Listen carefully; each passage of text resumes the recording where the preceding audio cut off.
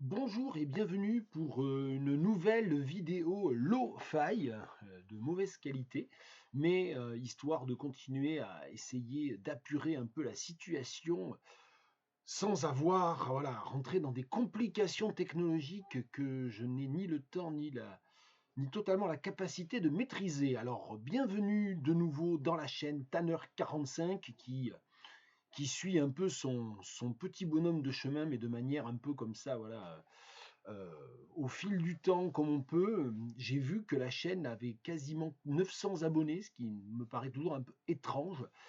Et elle continue d'en gagner très très lentement, mais c'est un peu curieux parce que je fais vraiment absolument rien pour promouvoir ces vidéos. Bref, alors, la première grande information, même si là je vais faire une vidéo, je range mon bureau et que j'ai de fait un certain nombre de livres à chroniquer, enfin, dont je vais surtout lire des extraits d'ailleurs. La première, la principale info, comme les abonnés les plus fidèles de cette chaîne l'auront vu avec un short que j'ai, c'est comme ça, une brève vidéo de format, je ne sais pas jamais comment on dit, portrait. Euh, que j'ai diffusé il y a 3 jours. La nouvelle, c'est que j'ai reçu une partie de mes exemplaires d'auteur, de traducteur en l'occurrence, de la traduction que nous avons faite avec Patricia Wefagrange de Our Sister Killjoy d'Ama Ata Aidoo, livre avec lequel je vous ai déjà beaucoup bassiné, mais c'est pas fini, et livre que je lis depuis et sur lequel je travaille depuis 30 ans, mais qui, comment dire, m'accompagne et que j'ai enfin pu. Je suis en train d'essayer de faire un truc avec ma main gauche et j'y arrive pas à la fois de ranger la VO. Peu importe, voilà. Donc c'est ce livre que je suis tellement heureux, tellement content d'avoir enfin pu traduire. L'an dernier, on a passé quelques mois là-dessus avec Patricia Ouefagrange, le temps de faire toute la discussion avec la maison d'édition, et puis ensuite toute la fabrication du livre, bien sûr. Il va sortir le 17 avril. Je ne vous en parle pas plus parce que j'aurai l'occasion de vous en reparler, mais donc ça sort aux éditions Rodbo Creek, que je ne présente plus, dont j'ai plusieurs fois parlé dans ces vidéos. Aux éditions Rodbo Creek le 17 avril, c'est déjà en précommande sur le site de Rodbo Creek, vous trouverez ça très facilement. Et puis surtout, il va y avoir une petite tournée à notre modeste échelle, mais on est très content, le 29 avril à Bordeaux, le 6 mai à, je crois, 5 ou 6 mai, j'ai un trou, le 6 mai, je crois, à Arles, uniquement Patricia, c'est pour ça que je suis plus sûr de la date. Le 12 mai, tous les deux, avec Mme Fatou Niang à Paris. Ça, il faut vraiment que les Parisiens, Parisiennes, je vous attends, on vous attend, vous n'avez pas le choix, il faut être là. Le 20 mai à Lille et le 27 mai à Tours, à la librairie Les Temps Sauvages. J'aurai l'occasion de vous rebassiner avec ça. Mais c'est pour dire, voilà, ça va être le printemps à Mahata Haïdou, qui enfin va peut-être être un peu mieux connu dans le monde francophone grâce à cette traduction. Alors, j'ai un certain nombre de choses dont je voulais vous parler, et notamment en fonction de l'actualité éditoriale, on va dire, ce numéro de la revue Fragment, revue de littérature prolétarienne dont j'ai déjà parlé, c'est un dossier Georges Navel, et Georges Navel, il se trouve que grâce en fait au traducteur bien connu qui signe ce dossier sous pseudonyme, et donc je ne le outerai pas, il se outera lui-même s'il le veut, Bernard Valentine, donc c'est un numéro coordonné par Bernard Valentine avec des interventions d'un certain nombre d'autres personnes, dont Claire Navel. Euh, il y a un très grand nombre de textes inédits ou devenus à peu près introuvables de Georges Navel. Et il se trouve que c'est grâce à l'énigmatique Bernard Valentine que j'ai eu il y a quelque temps l'idée de me dire que quand même, depuis le temps que je voyais passer ce nom, je devais lire un petit peu de Georges Navel. Et j'avais donc acheté il y a quelques mois Travaux. C'est en folio, c'est un de ses textes les plus connus, et la quatrième de couverture indique bien qu'il s'agit d'un des livres les plus beaux inspirés par la condition ouvrière, et c'est effectivement très beau. Je ne sais plus si je l'ai chroniqué ici, donc dans le doute, je vais lire un extrait de Travaux, et après je vous lirai deux extraits de la revue Fragment. Vers les bois et les lacs, c'est le vide d'une nature romanesque sans êtres humains, des watteaux sans personnages. J'y vais, il faut monter. Voici un bois de mélèze, calme comme un cimetière. Il y règne un silence de chapelle. Sous le demi-jour des arbres pousse une mousse épaisse. Ce bois, je l'ai vu ailleurs, dans l'enfance ou dans les rêves. Je m'éveille comme un chat à la vue d'un oiseau. Il y a plus loin, sous les petits mélèzes du mamelon, des champignons blancs. Le silence règne, sans oiseaux, sans insectes. J'oublie le village. Un troupeau de vaches tourne dans un repli de terrain. L'une d'elles arrive, le mouvement de babine se rapproche et tout à coup j'aperçois le monstre de la préhistoire, la douce farce de la nature, comme une bête jusqu'à ce jour inconnue. La vache et le troupeau s'éloignent, mais comme au premier jour, en représentation exclusive pour la première fois, je vois la présence de l'homme, ma présence sur le mamelon, la présence de la terre et du ciel par un simple mouvement de côté qui donne au regard un nouveau champ. La terre s'étire très loin, longuement, et se termine par quelques cimes. Le ciel se referme derrière elle. L'arbre, l'herbe, l'homme sont là à mon regard comme une bulle de savon fraîche au chalumeau d'une paille. Je peux descendre à la cantine, entendre gueuler les soldats, tremper mes coudes dans le pinard. Je suis plus ivre que tous et plus bienveillant, avec mon secret intraduisible d'amoureux sur la poitrine. Alors c'est un texte dit prolétarien, dans lequel il y a beaucoup d'expériences ouvrières, mais on voit que Georges Navel, il écrit une autobiographie qui ne se limite pas j'allais dire aux clichés, non, mais aux thématiques et aux dimensions que l'on associe habituellement à la littérature ouvrière ou prolétarienne. C'est vraiment un très grand écrivain, vraiment extrêmement profond. Et ici, on l'a entendu, un petit peu lyrique aussi, c'est très beau. Et donc, dans le numéro spécial de la revue Fragments, c'est le numéro 12, vous trouverez un certain nombre d'inédits ou de textes retrouvés ou de textes difficiles à retrouver de Navel, des textes sortis d'un certain nombre de revues, de magazines, et puis il y a évidemment des textes écrits par Raphaël Romney, par Bernard Valentine, donc responsable, je crois, du numéro du cahier spécial, et puis des poèmes publiés dans la revue anarchiste. Je vous en lis un. Laisse voguer lentement tes mains, comme le vent. Souffler tes cheveux vers ton front bleu de rêve, c'est la même chose. Tes mains le vent, celles de ton amant. Tes mains les siennes sur ton front, mouillent leurs ongles à la lumière de tes yeux d'eau de mer. Et pour vous donner un exemple peut-être plus attendu de littérature dite prolétarienne, je vous donne un extrait d'un article de 1946. Non, je ne suis pas devenu assez fort pour longer sans angoisse les murs de l'usine Renault. Elle s'est encore développée. Elle est maintenant aussi grande que la ville de Chartres. Je ne suis pas à la mesure de ces kilomètres de murs. Sur un plateau balayé par le vent, je ne me sentirai pas plus insignifiant. Il n'y a pas que les laboureurs qui éprouvent le vertige des horizons trop vastes.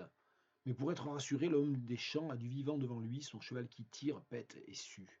Les quais sont beaux dans Paris, à Billancourt, quand on longe l'usine Renault sur la rive de la Seine avec la vue du mur de l'île Séguin, qui d'île verte est devenu hangar d'1 kilomètre, on se sent pris entre deux blocos. Autrefois, sur la berge, on cassait la croûte au repas de midi. En semaine, il restait un peu d'herbe sur le talus. Ceux qui préféraient le plein air à l'entassement dans les petits restaurants du quartier venaient avec leurs musettes. La berge est devenue quai d'accostage pour les bateaux qui amènent des marchandises ou qui viennent charger les scories de l'usine.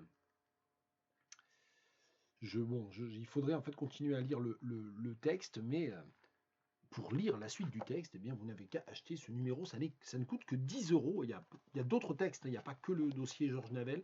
Ça ne coûte que 10 euros et ça se trouve dans toutes les bonnes librairies ou ça se commande dans toutes les bonnes librairies. Fragment numéro 12. Alors, comme la dernière fois, pour la 130, et aujourd'hui c'est la 131, je ne sais même plus si je l'ai dit, je vais surtout lire des extraits, histoire de perdre un petit peu moins de temps. Et ça, c'est un des derniers livres parus dans une collection que j'aime énormément aux éditions Anamosa, Le mot est faible, édition de Franz Olivier. Et Franz Olivier, c'est un des deux cofondateurs des éditions Anacarsis. Et donc il consacre ce petit livre à essayer de faire une sorte de panorama des problématiques de l'édition et à débunker aussi un certain nombre de choses que l'on croit connaître ou que l'on pense savoir de l'édition.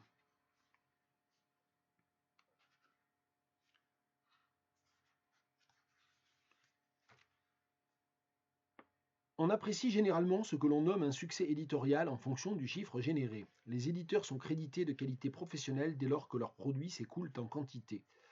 Au diapason de la mécanique inflationniste que l'on a vu plus haut, c'est le score qui fait foi de leur réussite. C'est lui, au fond, qui dicte leur conduite. Au sein des conglomérats, des holdings et des groupes éditoriaux, il est malaisé, sinon impossible, d'échapper à cet impératif. Les services commerciaux, bardés de tableaux statistiques, de graphiques et camemberts colorés, tiennent le gouvernail, donnent le cap en jouant aux prospectives. Les chiffres nous parlent, il faut les suivre. Il est tentant de poser qu'à l'inverse, l'indépendance pourrait prémunir d'une telle soumission. Il n'en est rien. L'indépendance rend possible une liberté qui peut éventuellement émanciper de l'obligation de résultat. Mais par définition, elle ne garantit rien. Elle offre en revanche l'opportunité, littéralement extraordinaire au demeurant, de se jouer de cet impératif. C'est l'usage de cette opportunité qui dénote non pas un éditeur indépendant, nombre d'entre ceux-ci ne font que singer les usages de l'édition servile, espérant en faire partie leur revenu, mais ce que je préfère dénommer un éditeur de création. En l'occurrence, la création réside d'abord dans la réalisation d'un ouvrage inattendu, dans la production d'un effet de surprise, le fameux prototype évoqué plus haut. Je ne cherche pas à répondre à une attente, je provoque la curiosité par le jaillissement de l'inconnu. C'est un des extraits, j'ai corné plusieurs autres pages que j'aurais pu citer, d'édition de Franz Olivier. Je ferai juste une petite remarque, deux petites remarques en fait, par rapport à d'autres ouvrages de la collection Anamosa, et je suis loin de, je ne les ai pas tous lus, et je ne les porte pas tous exactement au même niveau. Il y en a trois ou quatre que j'ai trouvé absolument excellents, puis d'autres qui peut-être sur lesquels j'ai pu avoir quelques réserves, c'est normal. Là, les petites réserves que j'ai, ben, c'est par rapport au fait que finalement, c'est pas, enfin, il y a des références un petit peu manquantes à au moins deux reprises. Franz Olivier dit, comme le dit tel anthropologue célèbre, ou comme le dit tel éditeur moustachu, je sais pas, enfin, je cite pas exactement, mais c'est un peu de cet ordre-là, il y a un adjectif comme ça à chaque fois, et puis on n'a aucune espèce de référence. Alors je sais bien, hein, Google est ton ami, on peut certainement retrouver les références, mais c'est pas l'usage habituel de la collection, et moi je préfère, pour le coup, c'est quand même une collection de sciences humaines, je préfère quand il y a un système de référence précis et qu'on a la référence de la citation, qu'on sait où aller la chercher. Donc là, c'est une petite frustration de lecture quand même. Autre frustration de lecture, le fait qu'au tout début du livre, de manière un peu surprenante pour un Amosa, François Olivier dit qu'il va utiliser le masculin générique, l'éditeur, ce qui est un peu curieux, et puis ce qu'il fait d'ailleurs pendant tout le livre. Il pourrait s'en justifier d'un point de vue autobiographique pour dire que bah, c'est un peu un livre autour de son expérience d'éditeur, donc il masculinise parce que c'est lui. Ça serait peut-être un petit peu plus honnête. Et puis surtout, en fait, il utilise, enfin le texte utilise des formes d'inclusivité, peut-être même de points médians, pour d'autres éléments, pour les lecteurs, les traducteurs, traductrices, lectrices. Donc pourquoi est-ce qu'éditeur a été gardé au masculin? C'est un détail, mais je le trouve un peu étrange quand même. Voilà, c'était ma petite remarque critique, mais qui aime bien châtie bien. Édition de Franz Olivier, la collection Le mot est faible, à suivre. Toujours. Tiens, un livre dont je n'ai pas parlé et que j'ai mis un petit moment à finir parce que je l'ai trouvé un petit peu long quand même, un petit peu. Ouais, j'ai été moins séduit quand même par ce livre de Jon Kalman Stephenson que par les autres que j'ai lus, et je ne les ai pas tous lus. Traduit par Éric Bourri, dont je vous ai beaucoup parlé récemment. J'ai fait une émission de radio avec lui. L'émission de radio qu'on a faite a d'ailleurs été remise en avant cette semaine sur LinkedIn par Atlas. Donc merci beaucoup à l'association Atlas. Et voilà, et donc je sais pas par celui-là que je commencerai de commencer, que je conseillerais de commencer. Si vous n'avez jamais lu de Jon Kalman Stephenson, c'est celui qui vient de sortir, Corps céleste à la lisière du monde. Ça se passe au début du XVIIe siècle, et je pense qu'une des choses qui marche pas tout à fait pour moi, c'est justement ce côté roman historique qui essaie de dire un moment très particulier, dans lequel l'Islande est évidemment encore soumise théoriquement, et pas que théoriquement, au pouvoir du Danemark, dans lequel la conversion du catholicisme vers le luthéranisme est encore très récente, et autour en fait d'un événement tragique dans lequel un certain nombre d'Islandais se sont ligués pour massacrer tout un groupe d'Espagnols échoués en Islande, coincés en Islande, en dehors de la saison de pêche. Et donc voilà, donc il y a une sorte, voilà, c'est un roman moral autour d'un narrateur qui est un pasteur, mais qui est un pasteur dont on comprend, et dont il dit lui-même qu'il fait un certain nombre de choses qui ne correspondent pas exactement à la morale de son sacerdoce. mais qui s'insurge qui s'insurge et qui finit par porter une voix extrêmement forte contre les autorités et les personnes puissantes qui ont permis ce massacre. Donc c'est voilà, c'est quand même très bien. Enfin, il y a des très bons côtés, il y a des très belles pages. Mais voilà, j'ai trouvé ça, je l'ai trouvé. J'ai trouvé surtout que ça mettait beaucoup de temps à démarrer en fait. C'est vraiment, je sais pas si c'est parce que j'étais trop fatigué ou j'avais pas assez de temps pour lire au début. C'est possible, ça arrive. Je le dis souvent. Quand j'ai des réserves sur un livre, c'est parfois que j'étais pas totalement en forme au moment où je l'ai lu. Et en l'occurrence, peut-être que la première moitié, j'ai trop traîné à la lire. Et j'étais trop fatigué, je sais pas peut-être. Mais j'ai trouvé vraiment que la première moitié mettait beaucoup de temps à démarrer. Et la deuxième moitié m'a nettement plus satisfait. Alors, je ne sais pas si j'ai beaucoup de temps pour lire, je vais essayer de le faire quand même.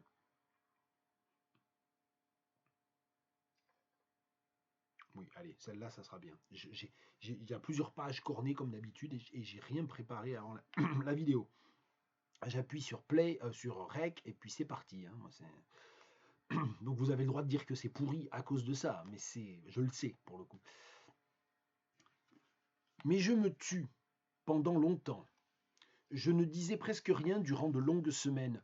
Je ne prononçais pas un mot au sujet des étrangers, non plus que je n'abordais l'existence d'éléments étrangers dans la création du Seigneur, ni ne demandais si, habitant ici à l'extrême limite du monde, nous n'étions pas les plus étrangers de tous les hommes. Je ne disais presque rien, et ne sortais que peu. Tant de choses me paralysaient. Je dormais mal.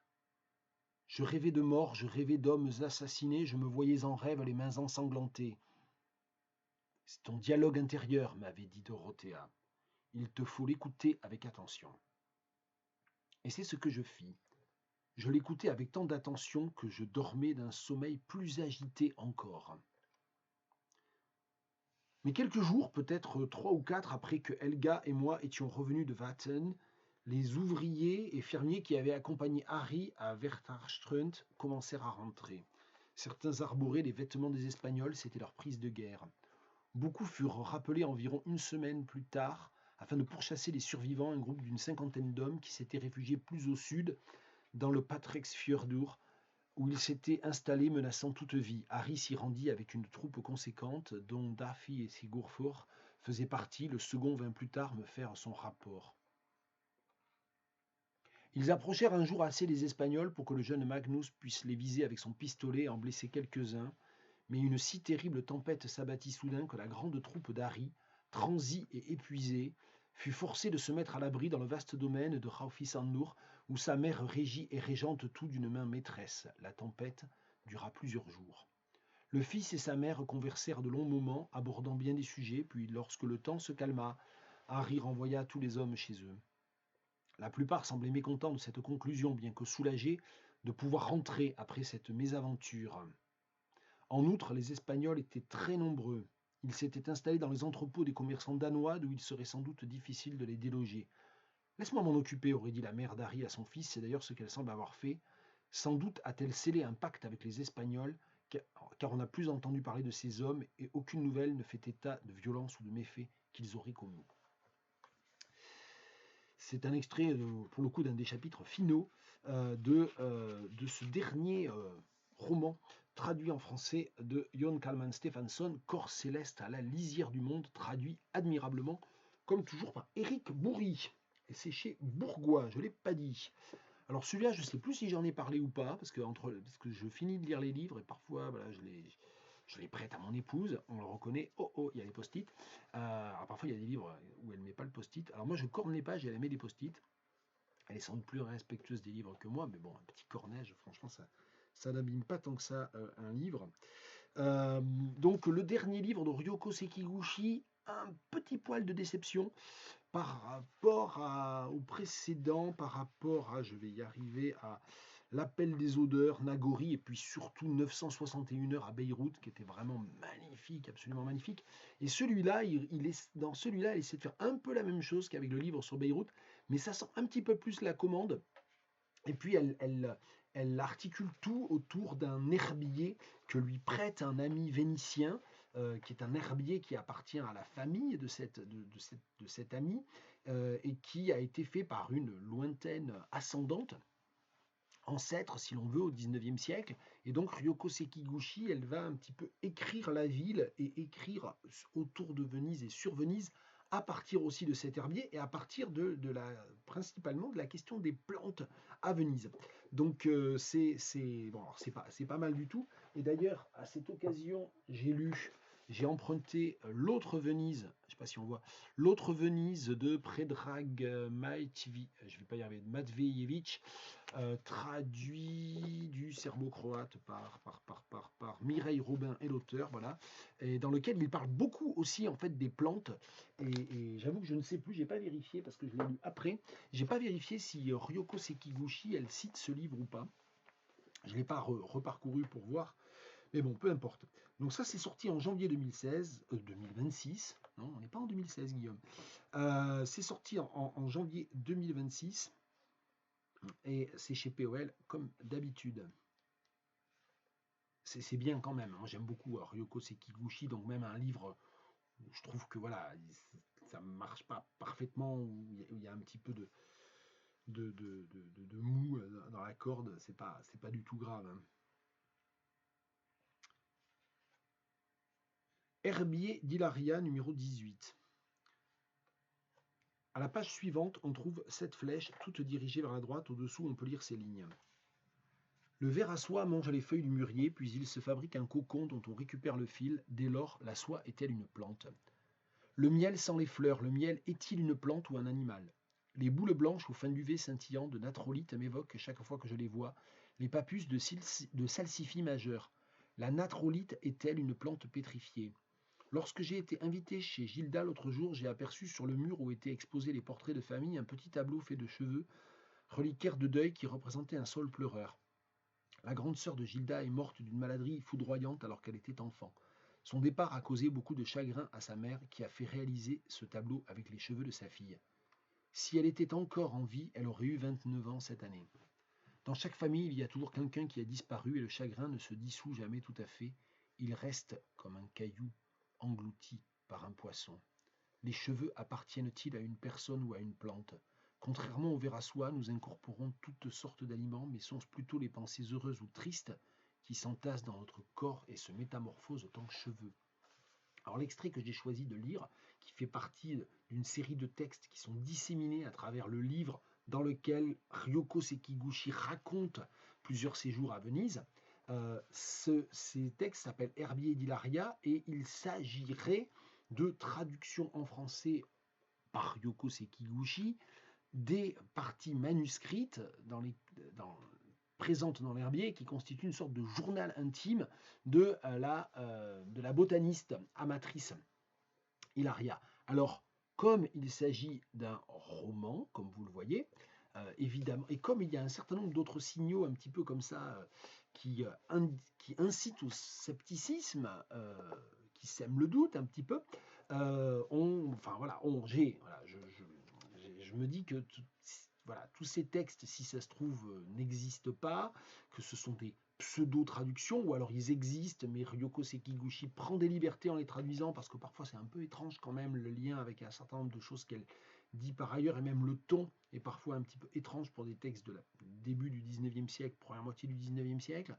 Peut-être que cet herbier n'existe pas du tout, voilà, ça crée ce genre aussi de doute, ça c'est un des côtés un peu malin et une des réussites du livre, si je ne m'abuse. Venise, 1000 fleurs de Ryoko Sekiguchi, on voit pas du tout, ça y est là, on voit, c'est bon. Ok, alors un livre dont je n'ai pas parlé, je crois, paru aux éditions Projectile récemment, il y a eu une autre parution là, à la fin de l'hiver aux éditions Projectile, mais je n'ai pas eu le temps de la lire encore. Je ne sais plus où il est, je m'y perds dans mes bouquins, j'ai des piles partout, voilà. C'est ce livre-là, et celui-là, je ne l'ai même pas ouvert encore, Danse avec la DAS de Dominique Roederer, roman biographique sur Chantal Loyal. Donc voilà, je vous le signale, il y a ça, ce texte qui est sorti. Allez sur le site des éditions Projectile, c'est sans doute le plus simple. Et donc celui-là, en revanche, je l'ai lu.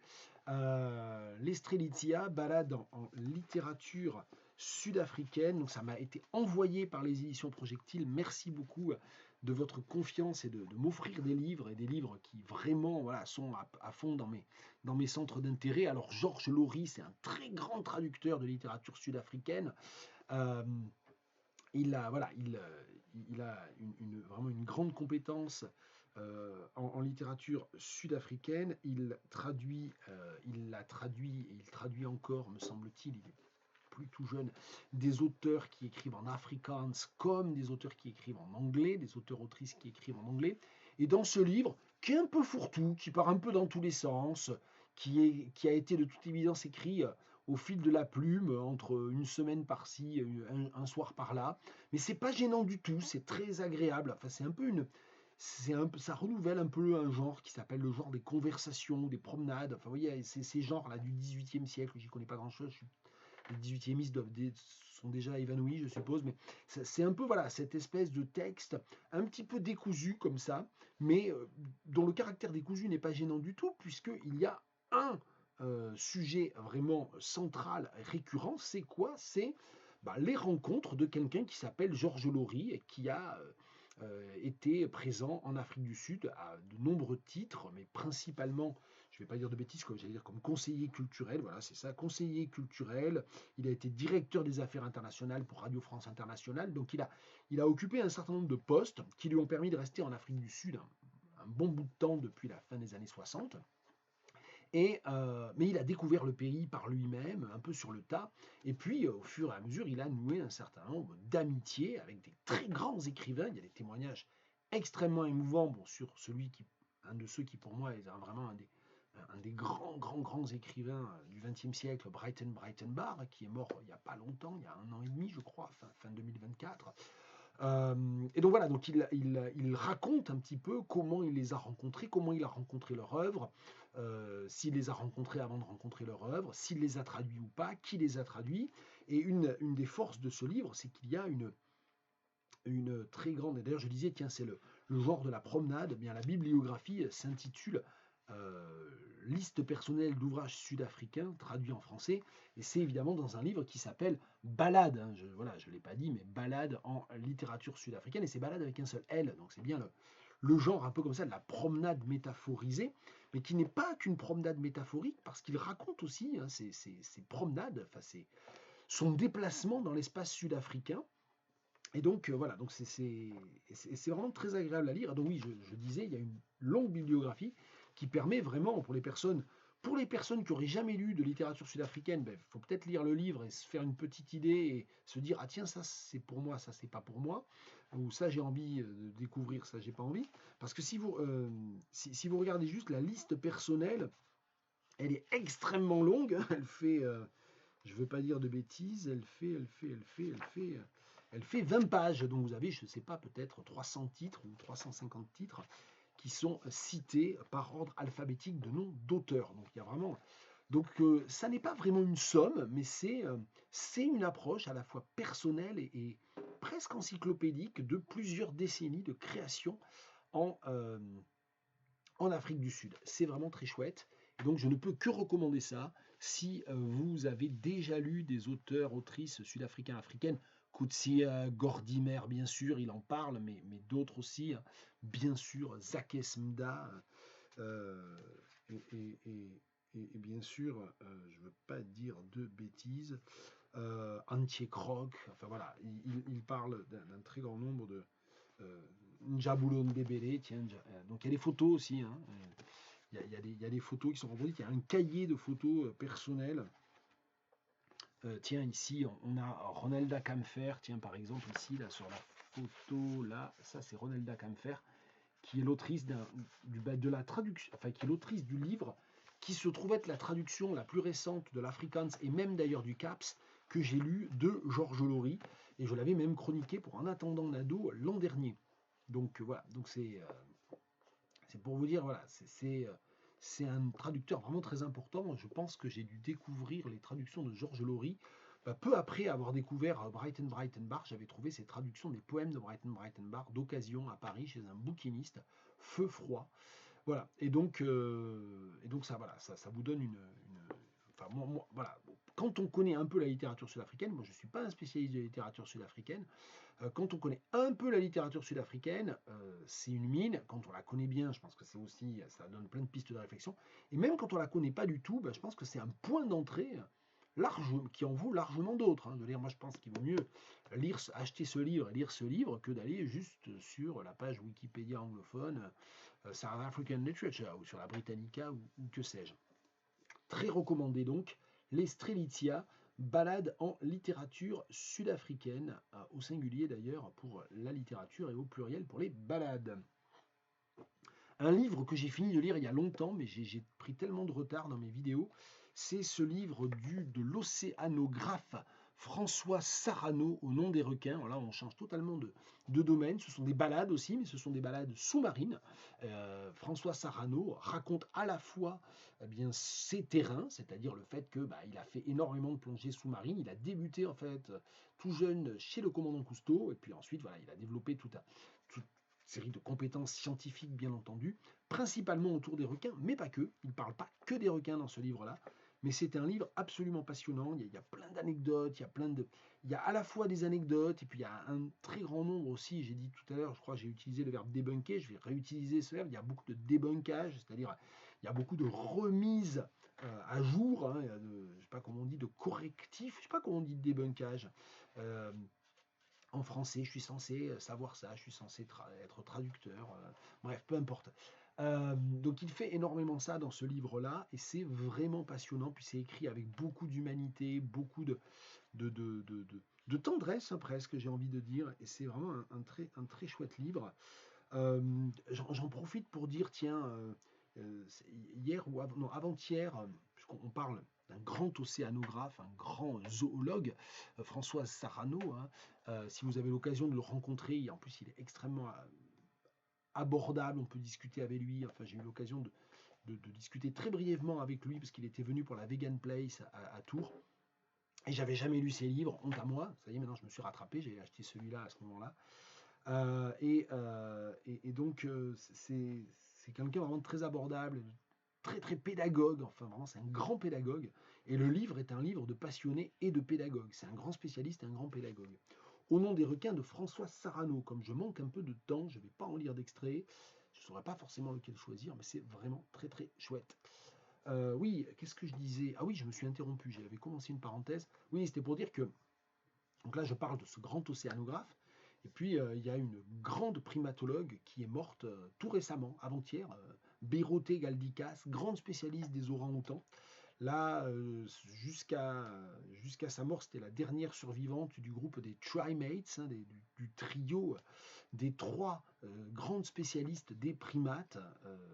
Diane Fossé, morte dans des circonstances tragiques il y a longtemps, on sait comment, spécialiste des gorilles, Jane Goodall, spécialiste des chimpanzés, et donc notamment, pas seulement, et Biruté Galdikas, voilà, dont je dois dire, j'ai lu des articles sur elle, etc., et ça fait quelques années déjà que je connais de très loin ses travaux. Je n'ai jamais lu de livre d'elle. J'avoue que j'ai pas fait du tout de biblio suite à sa mort. Je ne sais même pas si ses livres, parce qu'elle a écrit 3 ou 4 livres, je crois, vraiment grand, enfin un peu grand public, je suppose. Je ne sais même pas s'ils ont été traduits en français, en fait. Bon, moi je les lirai en anglais, mais c'était aussi, voilà, pour dire ça, j'ai pas fait la recherche, donc vous chercherez Biruté Galdikas.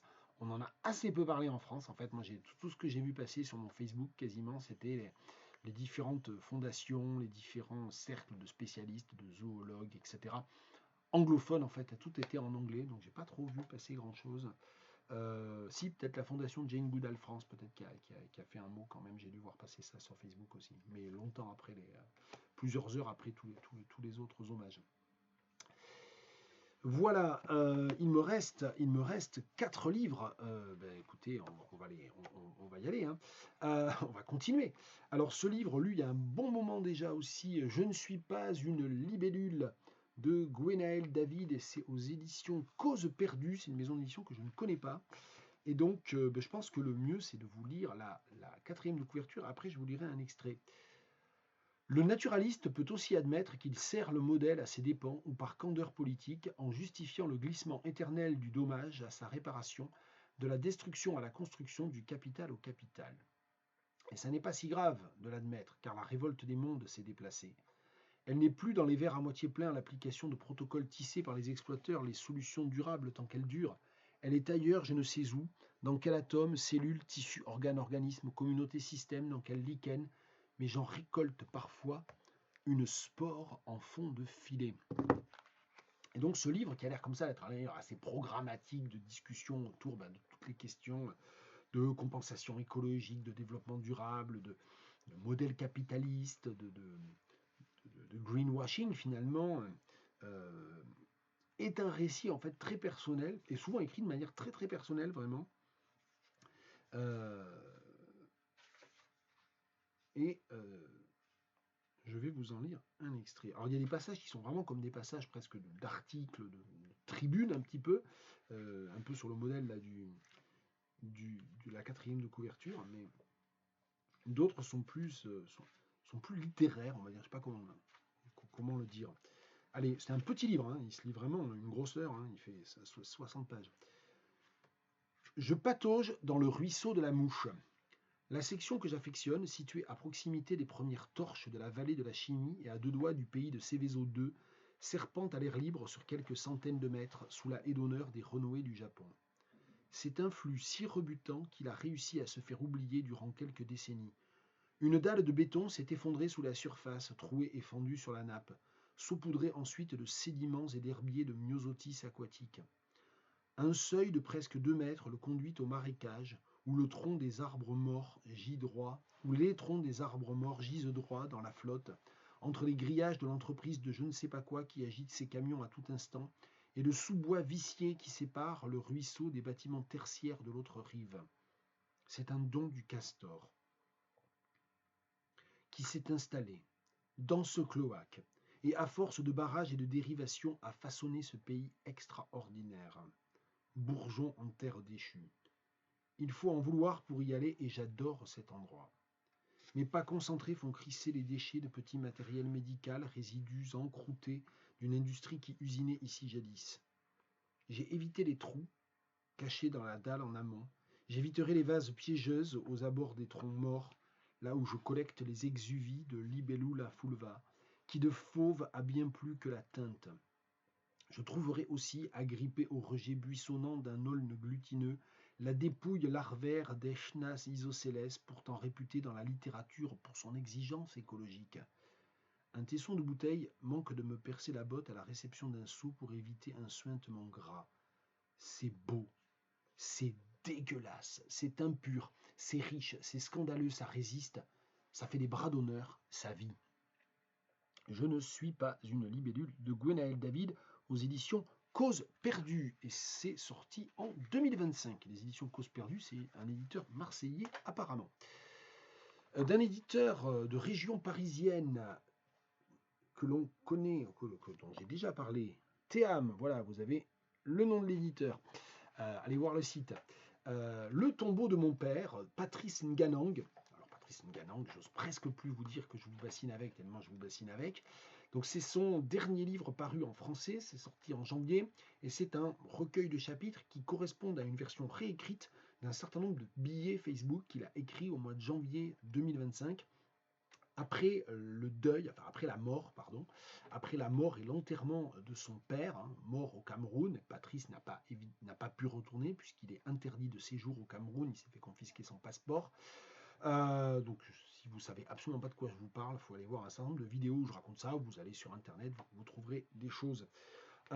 Et donc, ces différents billets, moi je les avais lus, je les avais même partagés, commentés en direct à l'époque. Ça constitue une sorte d'anthropologie du deuil ou de journal anthropologique du deuil chez les Bamileke.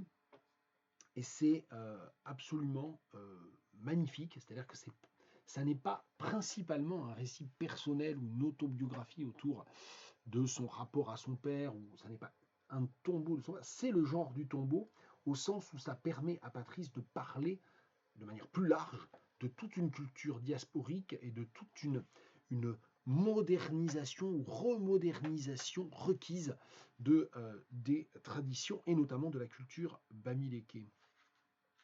Et je vais vous lire. Alors le problème c'est qu'il faudrait lire les textes en entier parce qu'ils sont d'une grande densité oui, anthropologique. Bon, je vais lire le... Ah, j'ai envie de tout lire. J'ai envie de tout lire. Si je lisais tout, ça serait une violation du droit, du copyright quand même. Non, je vais vous lire le chapitre 13. Les trois diasporas Bamileke. En moins de 100 ans, un changement tectonique a eu lieu dans la trajectoire diasporique des Bamileke. La génération de la première diaspora, celle de 1910, a été poussée par le Njokmassi et les grandes plantations coloniales de Banga, Tombel, Kumba, et bien sûr s'est retrouvée à Douala New Bell.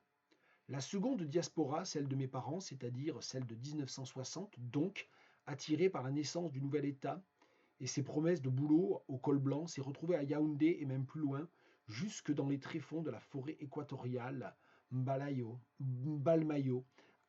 à Konolinga. La troisième, la mienne, née dans ces coins devenus urbains de fait, mais désactivés par leur bamiphobie pathologique et par la chasse aux bamileke mise en branle par les Boulous déjà en 1956, est devenue force motrice de la politique nationale camerounaise dès 1990, s'est plutôt retrouvée à l'extérieur du pays.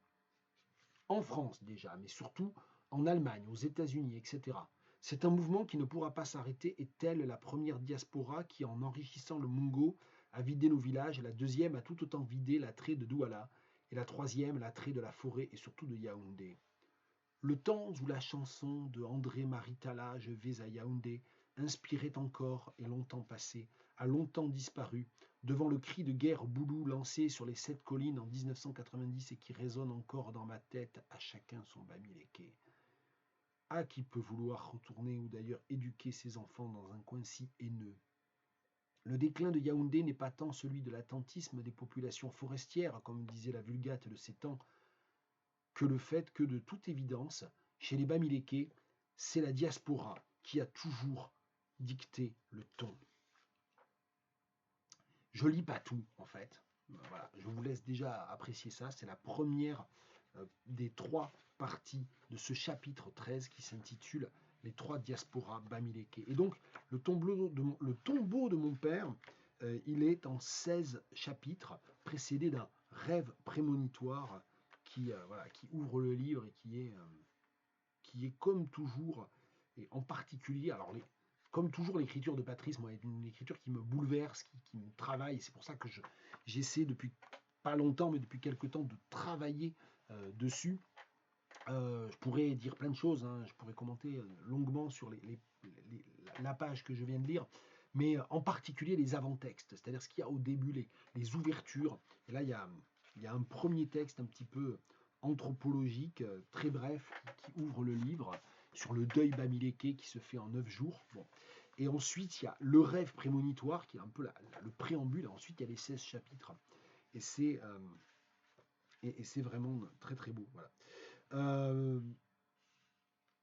Et ça se termine par un chapitre qui s'appelle La prémonition de sourd-muet. Il y a des photos aussi hein, dans le livre. Voilà. Ça coûte que 10 euros et c'est un texte. Je dis ça à chaque fois, je sais que je me répète, mais c'est un texte fondamental. C'est pas un texte de circonstance dans l'œuvre de Patrice, c'est vraiment un texte fondamental. Oui, je disais que je pourrais commenter longuement ce que j'ai lu. Je ne vais pas le commenter très longuement, mais c'est pour dire que dans un passage que j'ai lu, et quand il parle effectivement de la chasse aux Bamileke mise en branle par les Boulous déjà en 56, devenue force motrice de la politique nationale camerounaise dès 1990, on trouve ce mouvement historique extrêmement complexe au centre de 2 des derniers romans de Patrice, et les 2 derniers romans écrits en français de Patrice, Empreinte de crabe, 2018, Boudjak, Les aventures du chien philosophe, 2022, publié aussi pour celui-là chez Théam, et qui est d'ailleurs un livre qui n'est pas en français, c'est un livre qui est en français avec énormément de langues différentes, avec des chapitres entiers en pidgin, et qui parle en fait de la crise dite la crise des anglophones, la guerre civile en fait, c'est la répression d'un mouvement sécessionniste anglophone au Cameroun. Peu importe. Là pour le coup, j'arrête, je rentre pas dans ça parce que là, ça serait un cours entier que je commencerai. Mais c'est pour dire voilà qu'un certain nombre d'éléments personnels, autobiographiques, anthropologiques, historiques que Patrice Nganang noue dans ce petit livre, dans ce tombeau de son père, finalement permettent aussi de naviguer dans son œuvre. Voilà. À chaque fois que je parle de Patrice, je risque toujours de déborder. Je vais terminer avec deux textes et on ne quitte pas l'Afrique. Et vous avez peut-être vu que derrière, vous avez les emblèmes des rois d'Abomey, les symboles des rois d'Abomey, une tapisserie relativement célèbre, relativement connue. Et c'est voilà, c'est une. Il m'est déjà arrivé une ou deux fois de faire les vidéos avec cette tapisserie. Et puis cet après-midi, donc on est le jeudi, je ne sais pas si je vais avoir le temps de téléverser et de diffuser cette vidéo. Je range mon bureau numéro 131 aujourd'hui, mais cet après-midi, donc on est le jeudi 26 mars 2026, j'assure après un cours au tanneur, je vais revenir après, j'assure ici en distanciel un cours qui va durer 3 heures, mais qui est ce qu'on appelle une Focus Academy. C'est avec deux collègues italiennes et une collègue chypriote. C'est la collègue chypriote de l'université de Nicosie qui coordonne ça. Mais moi, cet après-midi, je participe. On a déjà fait une séance plutôt de type TED Talk. Et cet après-midi, c'est une vraie séance de travail avec les étudiants venus de toute l'Europe qui sont inscrits dans ce cours-là. Et donc, voilà, je vais être présent en distanciel. Ça sera mon fond d'écran. C'est quand même mieux que les fonds d'écran artificiels des logiciels de, de, de, de conférences à distance quand même, je trouve. Et puis, même si ça fait plus bricoler, je trouve ça quand même un peu plus intéressant. D'autant qu'en plus, dans ce séminaire, dans ce cours, je ne sais pas comment il faut l'appeler, je vais parler, je vais faire travailler sur un texte de Jamaica Kincaid, avec l'idée d'aller chercher les traces d'africanité dans ce texte-là, et surtout de montrer comment on peut entrer dans un texte d'une culture qu'on ne connaît pas du tout, puisque c'est un cours qui est ouvert non seulement à des gens qui n'ont aucune connaissance de littérature africaine, mais c'est un cours dans lequel il y a principalement des étudiants qui ne sont pas de littérature ou de sciences humaines. Donc voilà, donc ça va être un peu l'idée. Et donc effectivement, on ne peut pas faire mieux que les rois d'Abomey.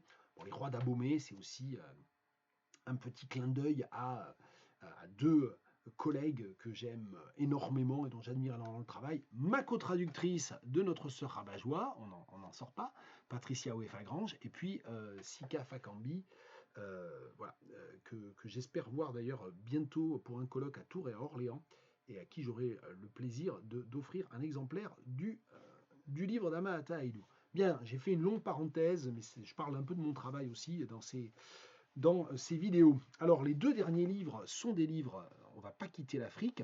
D'un côté, un classique connu, alors l'auteur est connu, Sembène Ousmane. Moi, ça faisait très longtemps que je n'avais pas lu de Sembène Ousmane, et celui-là, je ne l'avais jamais lu. Sembène Ousmane, ça fait partie des écrivains qui m'ont fait rentrer dans la littérature africaine, vraiment. Hein.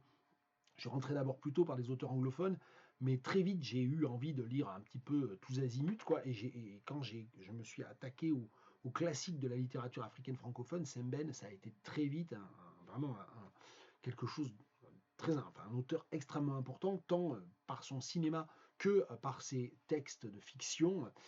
Ni Wam, un petit roman, une longue nouvelle, et c'est un des plus beaux textes que je connaisse. Hein. Euh, voilà, donc bon.